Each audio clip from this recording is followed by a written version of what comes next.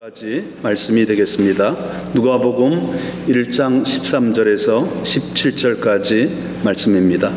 천사가 그에게 이르되 사가랴여 무서워하지 말라. 너의 간구함이 들린지라. 내 아내 엘리사벳이 내게 아들을 낳아 주리니 그 이름을 요한이라 하라. 너도 기뻐하고 즐거워할 것이요 많은 사람도 그의 태어남을 기뻐하리니 이는 그가 주 앞에 큰 자가 되며 포도주나 독한 술을 마시지 아니하며 모태로부터 성령의 충만함을 받아 이스라엘 자손을 주곧 그들의 하나님께로 많이 돌아오게 하겠습니다. 우리 17절 같이 읽겠습니다. 그가 또 엘리야의 심령과 능력으로 주 앞에 먼저 와서 아버지의 마음을 자식에게 거스리는 자를 의인의 슬기에 돌아오게 하고 주를 위하여 세운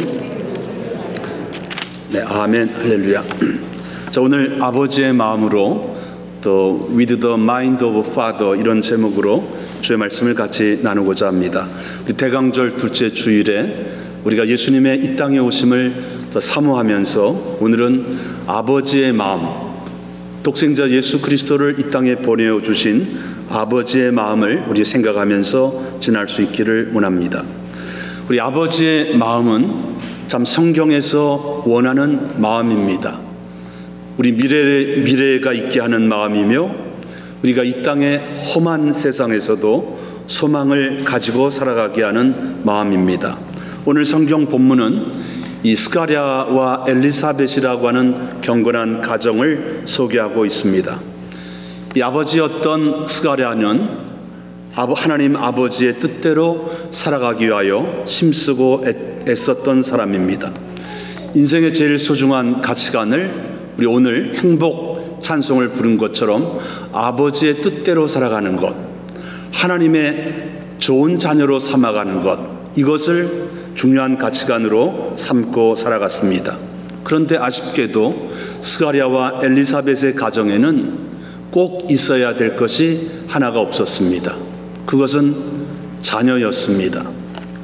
오랜 시간 동안 그는 기도하였는데 하나님의 응답이 쉽게 오지 않았습니다. 제사장이었던 스가랴는 아비야 반열의 제사장으로 성전 봉사자로 마침 뽑혔습니다. 성소에서 분향단을 책임지는, 기도를 책임지는 일을 감당하고 있었던 것입니다. 백성들은 그 시간에 성소 밖에서 함께 기도하고 있었습니다. 그때 놀라운 일이 일어났습니다. 놀라운 하나님의 일은 우연히 일어나지 않습니다. 우리 성도님들이 함께 마음을 모아 기도할 때에 하나님의 놀라운 은혜의 일이 일어나는 것입니다. 스가랴가 분향단 오른편에 갑자기 하나님의 보내심을 받은 천사가 나타났습니다.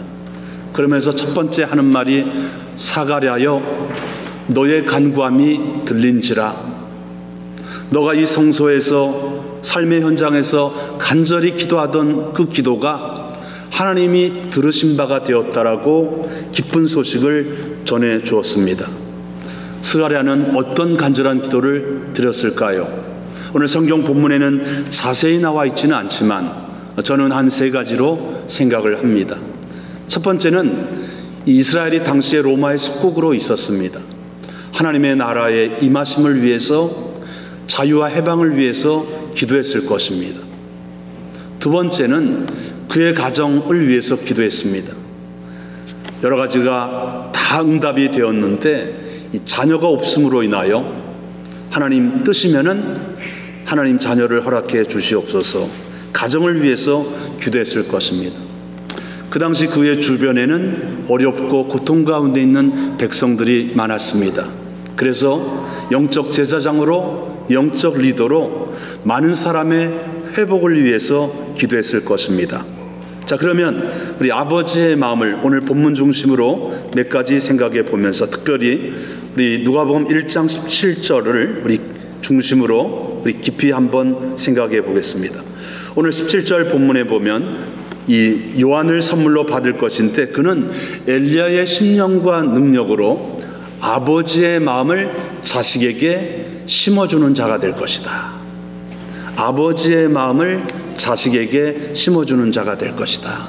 우리 하나님 아버지의 마음은 어떤 마음입니까? 아무도 멸망하지 않고 다 회개하고 아버지께로 돌아오기를 원하시는 것입니다. 특별히 아버지의 마음은 첫 번째, 자녀와 좋은 대화, 좋은 소통을 할 수 있어야 됩니다. The mind of the father is the good communication with their children. Not only their children, but also our gracious Godfather. 이 소통을 잘해야 돼요. 대화를 잘해야 됩니다. 미국의 심리학자 스테반 폴더라고 하는 분이 우리 인간 관계의 핵심 아버지, 인간관계의 핵심 아버지라는 책에서 5가지 유형의 아버지가 있다 그랬습니다. 첫 번째는 가장 많은 사람들이 추구하는, 그러나 하나님 보시기에는 합당하지 않는 성공지향적인 아버지. 두 번째는 수동적인 아버지. 세 번째는 아버지가 있으나 아버지가 느껴지지 않는 아버지 부재형의 아버지. 네 번째는 폭탄형의 아버지. 다섯 번째는 우리가 추구하는 이 멘토의 마음을 가진 좋은 아버지, 이렇게 소개하고 있습니다. 성공지향적인 아버지는 늘 자녀들에게 경쟁에서 이겨라, 좋은 성적을 받아야 된다. 그러나 이 아버지의 모습 속에는 그 자녀의 인성, 그 자녀의 친구관계, 이런 것에는 관심이 없습니다. 두 번째, 수동적인 아버지형은 자녀에게 관심은 있는데 영향력이 별로 없습니다. 직장과 일터에서 열심히 일하기는 하는데 아버지로서 자녀에게 구체적인 삶의 방향과 가치관을 말하지 않습니다. 한마디로 말하면 너 스스로 알아서 해. 그렇게 모든 책임을 자녀들에게 주는 아버지입니다. 이 세 번째, 부재형의 아버지는 자녀들이 꼭 필요할 때 찾을 때 없습니다. 이 일로 저 일로 항상 바쁩니다. 아버지가 분명히 집에 들어오기는 들어오는데 아버지의 음성이 들리지 않습니다. 네 번째는 폭탄형의 아버지. 가정에서 늘 큰 소리가 나는 아버지입니다. 아버지가 잘못했다고 하는 것은 한 번도 없습니다. 시한폭탄형의 아버지가 있으면 자녀들은 아버지와 만나는 것을 꺼립니다. 슬슬 피합니다. 제일 위험한 아버지 모습이죠. 이 멘토형의 아버지는 일을 열심히 할 뿐만 아니라 자녀가 필요할 때 대화를 나눕니다. 일방적인 대화가 아니라 쌍방형의 대화를 합니다. 아버지가 자녀에게 하고 싶은 말도 하고 자녀들이 아버지에게 부탁하고 싶은 말도 합니다. 특별히 이 자녀들이 어려울 때 잘 들어줍니다. 자녀들이 무슨 직업과 어떤 삶을 모습을 가지고 살아가야 될지 힘들어할 때 아빠는 예수님 중심으로 이렇게 살아왔어, 자신 있게 얘기해주며 경건의 본을 보여주는 아버지입니다. 이 멘토형의 아버지를 통해서 자란 자녀들은 공감 능력이 많습니다. 마음이 따뜻합니다. 상대방을 배려해 줍니다.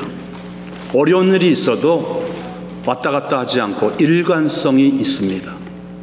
오늘 하나님께서 이 사가랴와 엘리사벳의 가정을 통하여 세례 요한을 선물로 주시면서 기대하는 이 아버지의 마음은 이 멘토형의 아버지인 것입니다.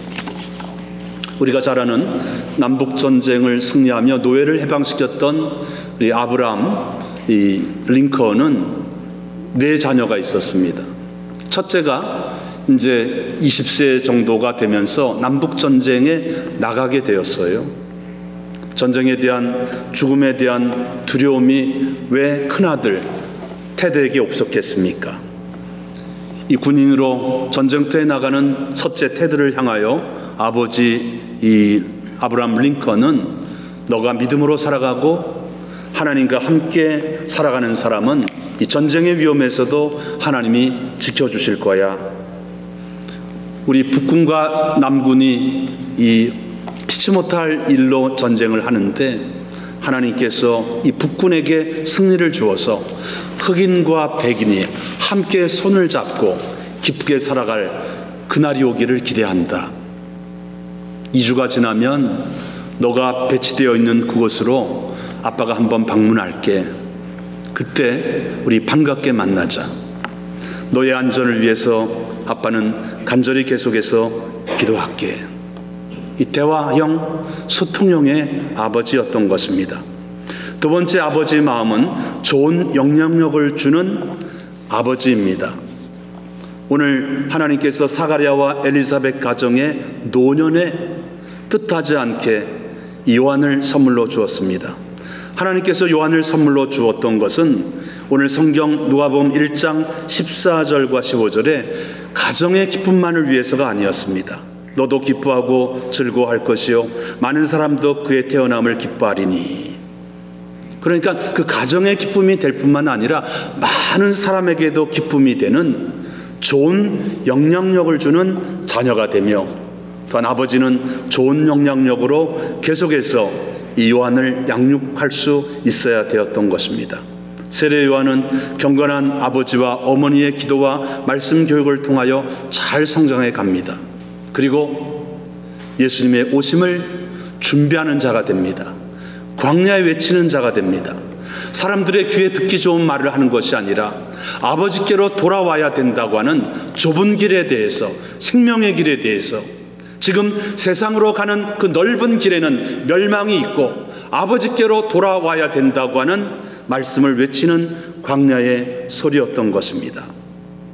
오늘 우리 찬송 가운데 첫 번째 찬송, 행복이라는 찬송, 가사가 얼마나 너무나 귀해요. 가진 것이 적어도 감사하는 자로 살아갈 수 있기를 원합니다. 하나님의 자녀로 살아가는 것, 그것이 행복입니다. 억울한 일 당하고 힘든 일이 있어도 우리가 참고 지내는 것, 그것이 행복입니다. 그 찬양이지 않았습니까? 세례 요한은 주위의 어둠 가운데 갈 길을 알지 못하는 수많은 영혼들에게 아버지께로 돌아와서 아버지의 마음으로 살아가는 것이 참 생명의 길임을 예수님이 오시기에 앞서서 광야에서 전했던 것입니다. 좋은 영향력 중에 하나는 상대방을 배려해 주는 마음입니다. 상대방을 생각해 주는 마음입니다. 성경에 아브라함과 같은 마음이죠. 아브라함도 늦게 이삭을 선물로 받고 그를 대화를 많이 했던 것 같아요. 그가 아브라함이 40세가 되어서 결혼을 하게 되고, 또한 모리아산으로 그를 번제 제물로 데리고 갈 때에 평상시에 아버지로서 좋은 영향력을 주었기에 이삭은 자기가 번제물이 될지도 모르겠다고 하는 생각 속에서도 아버지를 신뢰하고 아버지를 믿고 따라갔습니다.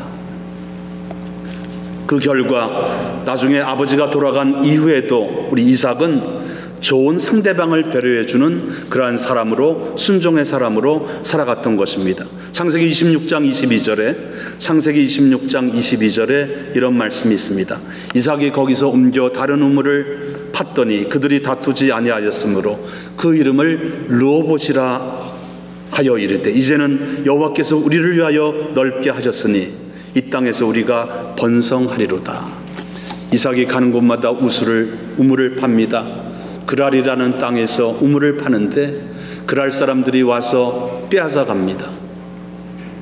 이삭은 다투지 않고 또 옮겨가서 또 그곳에 우물을 팝니다. 몇 번이나 서너 번이나 이렇게 옮겨가면서 그는 계속해서 자기의 주장을 말하지 않고 상대방을 배려하면서 양보합니다. 그 결과 하나님께서는 창세기 26장 22절에 하나님께서 준비한 더 넓은 땅, 더 넓은 우물이 있었는데 바로 그것이 브엘세바예요. 7개의 샘이 나오는 그러한 곳을 선물로 받았던 것입니다. 우리가 신실한 그리스도인이라고 하면 내가 꼭 이익을 챙겨야 되겠다, 그런 생각을 하지 마세요. 때로는 내가 조금 손해가 보는 것 같고 또 나에게 이익이 돌아오는 것 같아도 상대방을 배려하고 양보하면은 하나님이 예비하신 놀라운 선물이 있게 되는 것입니다. 미국의 부통령 가운데 우리 평창 올림픽에 왔고 비무장지대를 방문했던 이 마이크 펜스라고 하는 이 부통령이 있죠. 그 할아버지가 6.25 전쟁 때 참전용사로 한국 전쟁에 참여했습니다. 그래서 올해도 또 몇 년 전에도 우리 한국을 방문하면서 두 딸과 아내를 함께 데리고 비무장지대를 방문했어요. 할아버지가 자유를 위해서, 평화를 위해서 피 흘렸던 그 땅을 그의 딸과 그의 가족 식구들에게도 보여주고 싶었던 것입니다.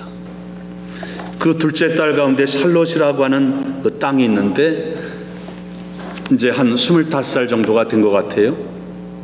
나는 나의 생애 가운데 아버지로부터 좋은 영향력을 받았다 하면서 그가 청년의 젊은 시절 때 아버지로부터 받았던 좋은 영향력은 어디에 있거나 예배를 드리는 자가 되는 것, 또 학업을 하든지 연구를 하든지 무엇을 하든지 그 일에 최선을 다하는 것, 그리고 건강한 몸과 마음으로 살아가는 것, 상대방을 배려해 주는 것. 그래서 이 샬롯이라고 하는 이 둘째는 특별히 사회적인 이 사회 이슈의 문제를 가지고 낙태의 문제와 가난하고 어려운 사람들을 위한 배려하는 일에 그가 많은 일을 한다고 하는 그런 내용입니다. 세 번째, 아버지의 마음은 회복되게 하는 일에 관심을 가지고 살아갑니다. 오늘 하나님께서 세례 우리 사가랴와 엘리사벳 가정을 통해서 우리 요한을 선물로 주신 것은 많은 심령들이 죄와 어둠과 이 불안정한 이 로마의 속국으로 미래가 없어 보이는 그때에 회복을 위해서 살아가는 그러한 사람이 되기를 원했던 것입니다. 하나님 아버지는 저와 여러분이 인생의 무거운 짐으로 눌려있는 상태에서 회복되기를 원합니다. 아버지의 마음은 육신의 아픔과 고통으로부터, 인간관계의 어려움으로부터 여러분이 회복되기를 원하십니다. 육체의 회복뿐만이 아니라 우리 마음의 병으로부터도 회복되기를 원하십니다. 사랑하고 가까운 친구나 가족 식구들이 연약함과 고통에서 회복되기를 원합니다. 그것은 의학적인 회복만이 아니라, 육체 회복만이 아니라 전 인격적인 회복이 예수님과의 만남을 통해서 일어나기를 원하시는 것입니다. 그래서 예수님을 이 땅에 보내어 주셨던 것입니다. 스가랴와 엘리사벳 가정은 노년에 하나님의 은혜를 경험하게 되었습니다. 오랜 시간 동안 응답되지 않으므로 낙심한 적도 있습니다. 하나님이 우리의 기도를 듣지 않으시는가? 하나님이 우리의 가정에 좋은 선물을 주지 않는가? 때때로 마음의 어려움과 고민도 있었지만 마침내 간절한 기도와 끈질긴 기도와 맡은 사명을 잘 감당함으로 말미암아 하나님의 응답을 받게 되었던 것입니다. 그 자녀는 부모에게 기쁨이 되었고 많은 사람들을 아버지께로 돌아가게 하는 이 영적 사역에도 귀하게 쓰임을 받았던 것입니다. 사랑하는 성도 여러분, 여러분의 가정에, 여러분의 마음에, 여러분의 일터에, 우리 몸된 교회에 회복이 필요한 것은 없습니까? 나로 말미암아 이 회복의 놀라운 역사가 일어날 수 있도록 기도할 수 있기를 원합니다. 이 요한을 선물로 받음으로 인하여 우리 사가랴와 엘리사벳 가정에는 놀라운 회복이 일어났습니다. 찬양의 소리, 감사의 소리, 기도의 소리가 가정에서부터 끊임이 없었던 것입니다. 이번 주간에 우리 성경 읽기가 스가랴서인데요. 스가랴 1장부터 14장까지 중에서 이번 주는 스가랴 1장부터 10장까지입니다. 좀 이렇게 환상과 또 어려운 내용이 많아서 좀 저 자신도 읽기가 어려웠는데 스가랴 7장과 8장, 특별히 스가랴 7장 7절을 읽을 때 저희 눈과 마음이 거기에 멈춰섰습니다. 스가랴서 7장 7절에 이런 말씀이 있습니다. 이스라엘이 70년 동안 이 포로 생활로 있다가 본국으로 돌아올 때 너희가 그동안 많은 기도를 했고 금식 기도를 했는데 너희가 그 기도가 누구를 위한 것이었느냐? 너희 자신을 위한 기도였느냐? 하나님과 하나님의 나라를 위한 기도였느냐? 너희들을 한번 살펴보라. 그 구절이 너희를 위한 기도였느냐? 아버지와 하나님을 위한 기도였느냐? 그 말씀이 나오는데 저희 마음이 그냥 뭔가 하나를 맞는 것 같아요. 제가 드리는 기도도 이 교회가 잘 되어서 이 박 목사가 좀 괜찮은 목사다라고 하는 그 말을 듣기 위해서 내가 기도하고 있는가? 그렇지 않으면 순수하게 아버지의 뜻이 이루어지기를 위해서 기도하는가? 딱 저에게 도전이 되는 거예요. 기도하는 마음을 다시 잡아야 되겠다. 그런 내용을 이번 주간에 갖게 됩니다. 그러면서 8장으로 또 넘어갔어요. 스가랴 8장 4절과 5절에 쭉 또 계속해서 말씀을 묵상해 나가는데 회복에 대한 말씀이 또 저희 마음에 꽉 치는 것 같아요. 스가랴 8장 4절과 5절에 이런 말씀이 있습니다. 만군의 여호와가 이같이 말하노라. 예루살렘 길거리에 늙은 남자들과 늙은 여자들이 다시 앉을 것이라. 다 나이가 많음으로 저마다 손에 지팡이를 잡을 것이요. 그 성읍거리에 소년과 소녀들이 가득하여 뛰어놀리라.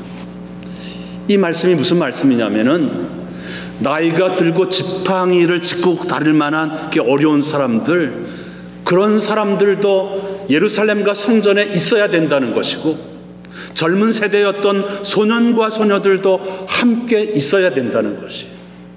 여러분, 절대로 나이 들어서 허리가 아프고 다리가 아프고 예배드리기가 어렵다고 하는 우리 교회 어른들을 절대로 무시하면 안 돼요. 또 젊은 우리 어린아이들이 울고 또 뛰어놀고 이런다고 절대로 무시하면 안 돼요. 어린이 세대와 어른 세대, 우리 부모 세대와 우리 나이 든 세대가 함께 예배드리고 함께 모이는 것을 하나님은 회복이라고 본다는 사실을 스가랴를 통해서 선포하고 있다는 사실. 그래서 기도 제목을 다시 잡았구나. 어린 세대, 우리 부모 세대, 나이 든 세대, 이 3세대가 함께 예배드리고 함께 찬양하고 함께 서로를 격려해야 그것이 하나님 보시기에 회복이라는 사실을 스가랴 선지자를 통해서 말씀하고 계셨다는 거예요. 오늘 말씀을 마치고자 합니다. 우리 오늘 대강절 둘째 주일을 맞이하면서 여러분은 어떤 마음을 가지고 계십니까? 성공지향적인 자녀가 되기 위하여 모든 것을 힘쓰고 있습니까? 수동적인 아버지로서 그냥 돈과 필요한 것을 벌어다 주니 너희들이 알아서 해라 방임하고 있는 아버지는 아닙니까? 아니면은 멘토형의 아버지로서 경건하게 기도하며 말씀을 나누며 우리가 살아가는 이 땅에서 이민자로서 또 이 땅에서 살아가는 목적은 나만 잘 되는 것이 아니라 우리 주위에 있는 많은 사람들이 예수님을 만나고 함께 기뻐하는 멘토형의 아버지의 마음을 가지고 살아가야 되지 않겠습니까? 아버지의 마음은 소통을 잘하는 마음입니다. 좋은 영향력을 주는 마음입니다. 상대방을 배려하는 마음입니다. 어렵고 힘든 가운데 넓은 길로 가는 분이 좁지만 생명의 길로 돌아오는 그 마음으로서 하나님 앞에 나아가는 분입니다. 아버지의 마음으로 새롭게 무장하고 살아가는 12월이 되기를 주님의 이름으로 축원합니다. 할렐루야. 하나님 아버지 고맙고 감사합니다. 우리 생명의 근원이 마음에서 난다고 말씀하였사오니 우리 독생자 예수 그리스도를 보내주셨던 그 아버지의 마음을 닮아가는 온 성도가 될 수 있도록 도와주시옵소서. 우리를 사랑하시는 예수 그리스도 이름으로 기도합나이다. 아멘.